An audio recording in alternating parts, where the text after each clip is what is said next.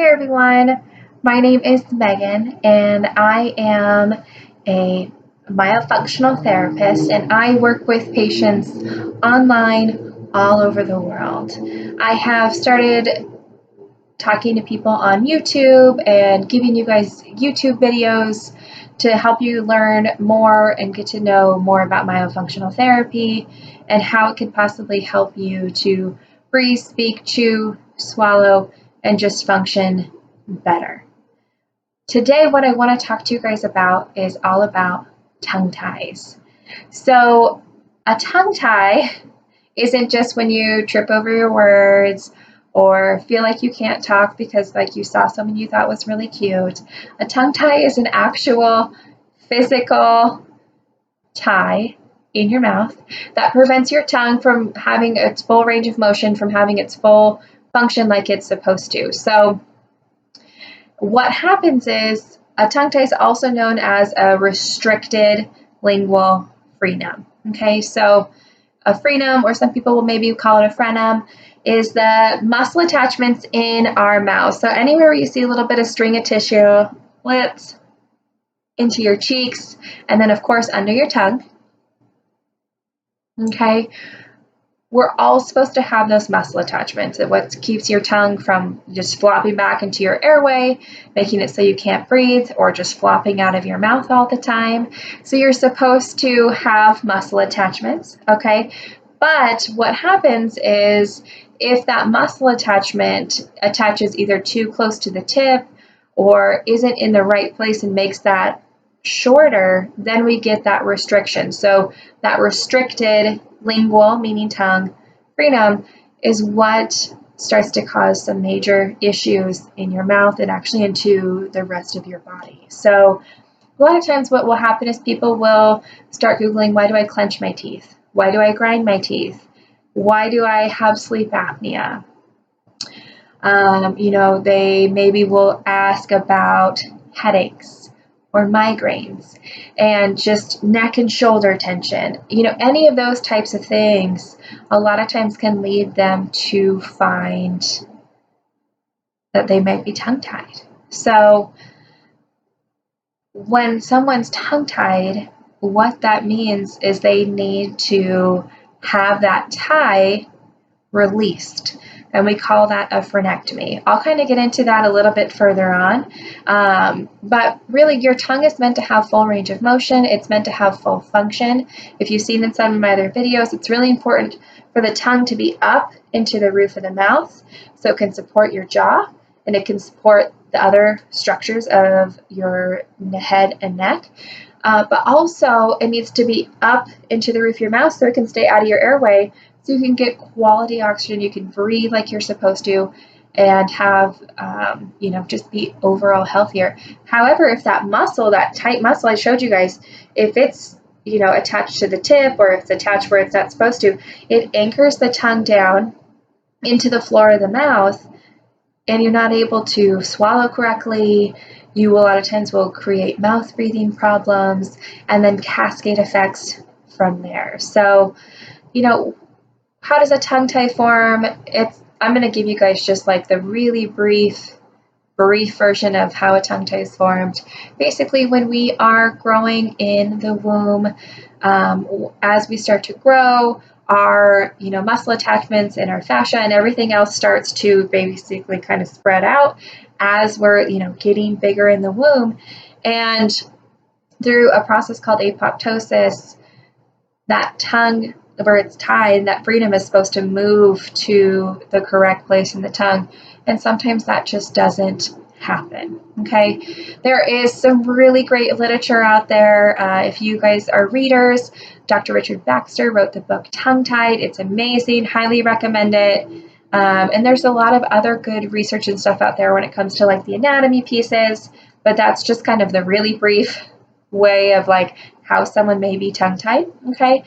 And so what we look at, and like why does being a tongue-tied matter, is because it impacts and affects not only your airway and your ability to breathe, but also your growth and your jaw growth, which then again comes back around to that airway. We want you to be able to breathe.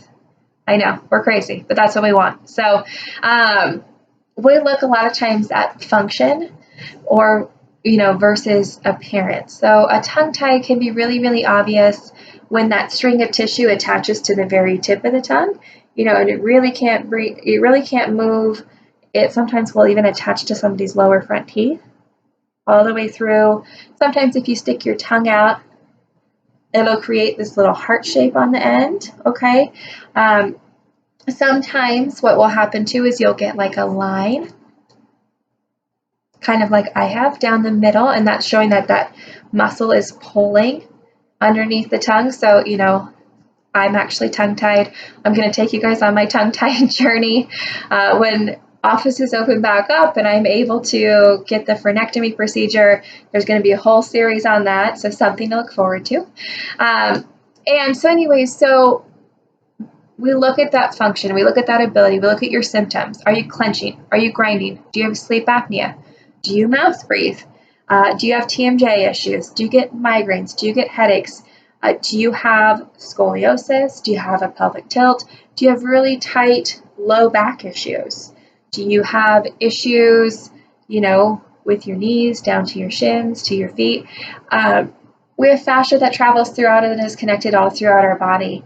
It starts in our tongue and it moves everywhere else. And so that tightness in the tongue translates to the rest of you. And that's why it really matters. And that's why it can be such a big deal for somebody to get that tongue tie release. And they'll notice so many other physical benefits, which I think is so cool. So, why haven't you heard of a tongue tie? It's one of those things that not everybody learns about in their schooling. As a dental hygienist, it was maybe briefly mentioned. A lot of dentists, ENTs, so ear, nose, throat specialists, orthodontists, we don't learn that in our normal schooling. That's when we start to kind of dig deeper into the whys and dig deeper into, specialties and other areas that we really start to learn about tongue ties and how they can impact humans.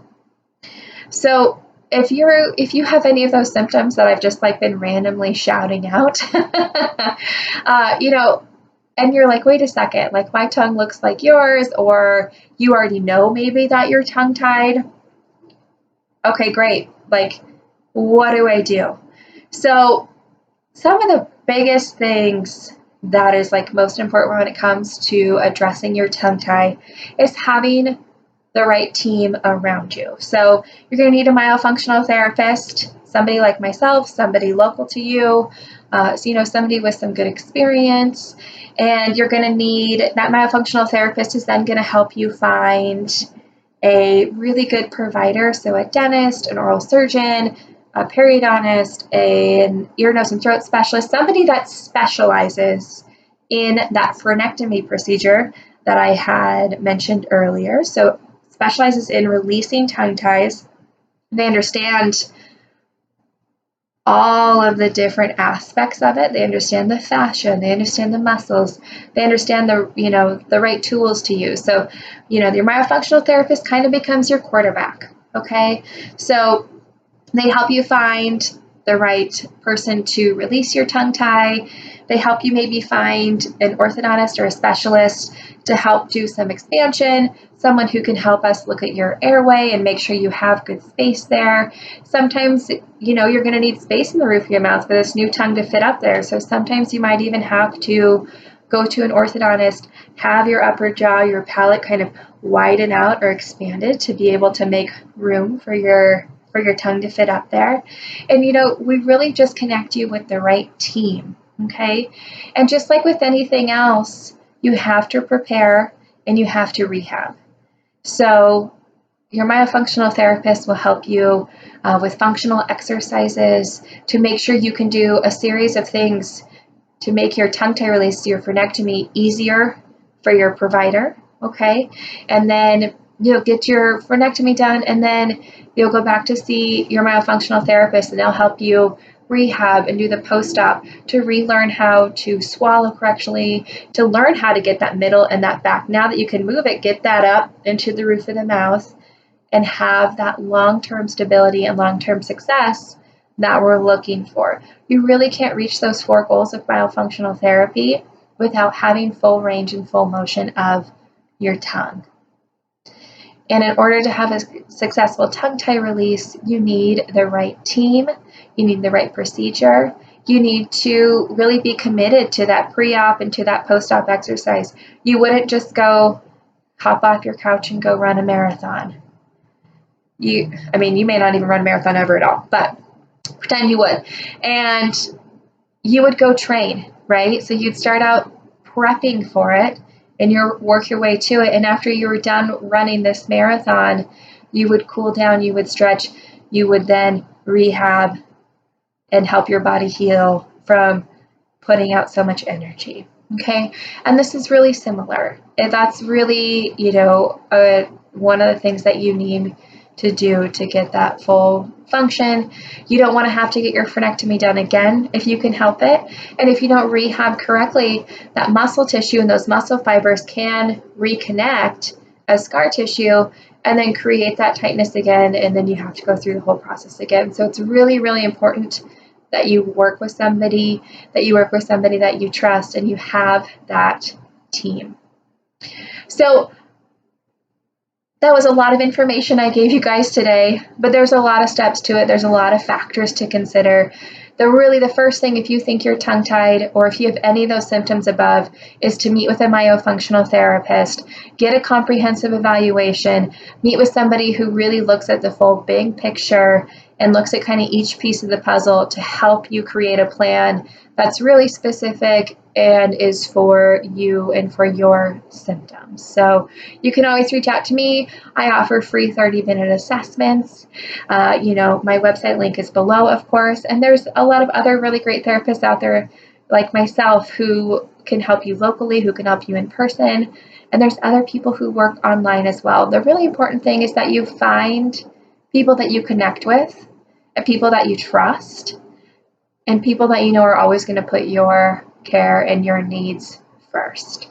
You have to be an advocate for your own health, and we'll be your cheerleaders, and we will help you along the way. So that's it for today. And if you have any questions, of course, you can leave a comment below. Please like, please share, please subscribe. Send it to your friends who you think might be mouth-breathing, tongue-tied people. Show this to your spouse who snores really loud next to you. And, I will see you guys again soon. I hope you have a great day.